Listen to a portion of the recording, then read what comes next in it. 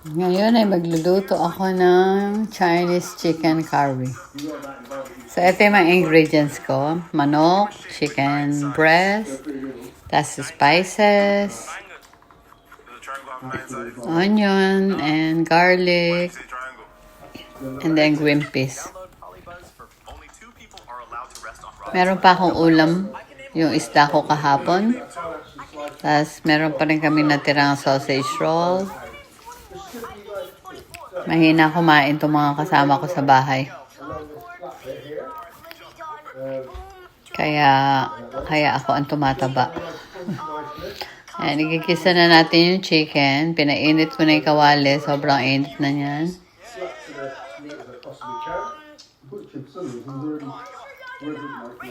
Lagyan nyo lang ng mantika. Yung mantika, bahala na kayo kung gaano karami ang gusto nyo.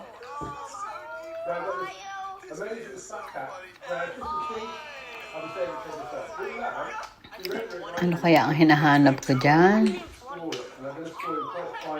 Ayan, sobrang init ng kawali at magtatalsikan sa akin ang mantika. Kaya, boom, ayan. Kaya lumayo ako. Hirap din kaya magluto. Pero talagang mahilig lang ako magluto. Kaya okay lang yan. Kaya tuwing gabi yung buhok ko pinapaliguan ko dahil nangangamoy sibuyas ako. Kaya naliligo tuwing gabi kahit malamig. Pero pag winter, hindi rin. Kasi tinatakpan ko yung buhok ko at naka-jacket naman ako. So hindi napupunta sa katawan ko yung amoy. Ayan. Gigisan nyo lang yung chicken. Kahit anong part ng chicken, pwede naman. Pero ako kasi chicken breast yung ginamit ko.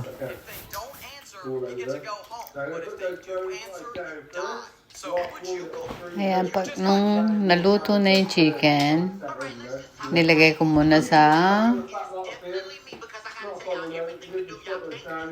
Nilagay ko muna dyan. Ano ba tawag dyan? Nilagay ko muna dyan sa lalagyan. Set aside. So, set aside nyo. Set aside the chicken. And then, igisa nyo yung onion tsaka garlic. Laging onion ang unahin nyo. Kasi yung garlic madaling masunog. Onion.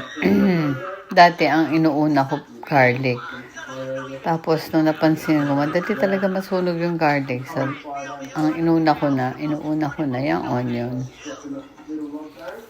Parang habang tumatagal na nagluluto kayo, natututo rin kayo na natututo eh. Ng mga technique.